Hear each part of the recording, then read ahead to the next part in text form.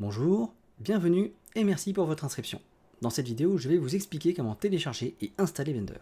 Si vous n'avez jamais utilisé Blender, ne vous inquiétez pas, je vais tout vous expliquer. Dans un premier temps, je vous invite à vous rendre sur la page d'accueil du site officiel. Le lien s'inscrit devant vous, www.blender.org. Une fois que vous vous trouvez sur la page d'accueil, je vous invite à cliquer sur le bouton Download qui se trouve en dessous du titre. Ce bouton vous redirige vers la page de téléchargement et il ne vous reste plus qu'à cliquer sur le gros bouton Download en bleu qui se trouve en plein milieu. Ce bouton-là vous fera toujours télécharger la version stable la plus récente de Blender. Et le site est assez intelligent pour savoir sur quel système tourne votre ordinateur, Windows, Mac ou Linux. Donc vous ne risquez pas de télécharger une version incompatible en fait.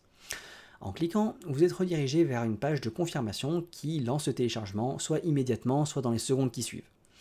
Alors oui, vous êtes invité à faire un don, parce qu'en fait Blender est un projet à but non lucratif, et c'est l'une des seules méthodes qu'il a pour financer son développement. Mais rassurez-vous, vous n'avez aucune obligation de payer en fait. Blender est un logiciel entièrement gratuit, il n'y a aucune restriction et ce sera toujours ainsi en fait. Une fois que le téléchargement est terminé, vous pouvez aller dans la liste des téléchargements de votre navigateur, cliquer sur l'exécutable pour le lancer, ou alors ouvrir un explorateur de fichiers et double-cliquer sur l'exécutable qui se trouve dans le dossier téléchargement. Ça va lancer l'installation.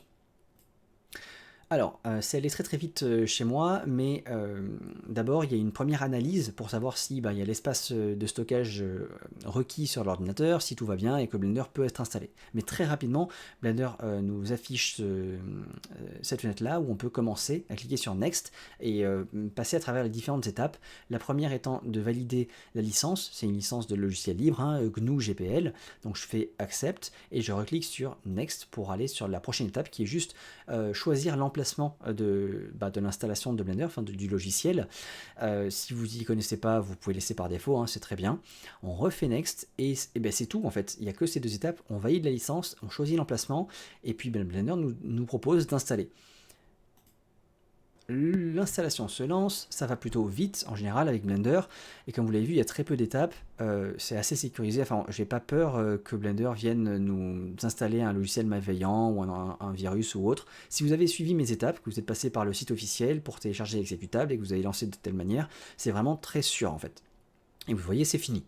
Et donc Blender nous annonce que c'est fini, on peut cliquer sur Finish, on peut fermer toutes les fenêtres qui sont ouvertes devant nous, et sur le bureau, normalement, vous avez un raccourci pour lancer le logiciel. Donc on double-clique, ça va nous ouvrir Blender, et alors, à chaque fois que vous ouvrirez Blender, vous aurez un splash screen, c'est-à-dire cette espèce de fenêtre qui s'ouvre devant vous avec une image, une illustration ici.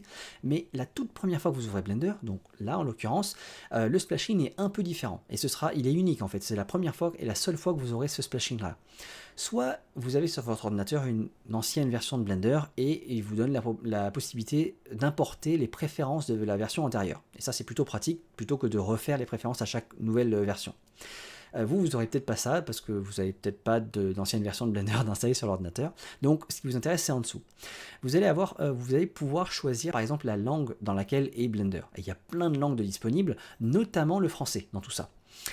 Moi, je vous recommande quand même de rester en anglais. Pourquoi? Parce que la plupart des tutoriels et des gens en général, même les Français qui utilisent Blender, l'utilisent en anglais.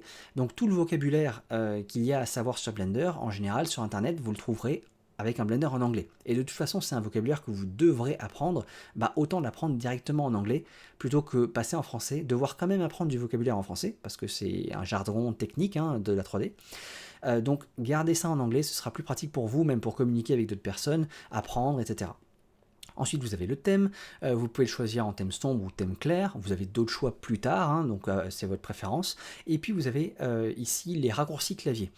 Par défaut, vous avez les raccourcis clavier de Blender que tout le monde utilise sur Internet, comme les mêmes raisons que pour le langage, je vous conseille de garder ces raccourcis clavier là. C'est ceux qui seront utilisés dans les tutoriels sur YouTube, dans n'importe quel truc, et même dans ma formation, je garde tout par défaut, parce que je m'adapte à tous les apprenants, et donc je ne vais pas faire de trucs spécifiques. Si par contre vous êtes un professionnel déjà de la 3D, et vous venez d'un autre logiciel que Blender, vous voulez juste apprendre Blender, là vous pouvez à la limite descendre et choisir ce set de raccourcis clavier qui essaie de s'adapter en fait aux standards de l'industrie, c'est-à-dire que pour certains outils très utilisés utilisé récurremment dans plein de logiciels qui ont généralement les mêmes raccourcis. Blender essaie de se caler là-dessus pour que vous ayez moins à vous gratter la tête en passant d'un autre logiciel à Blender.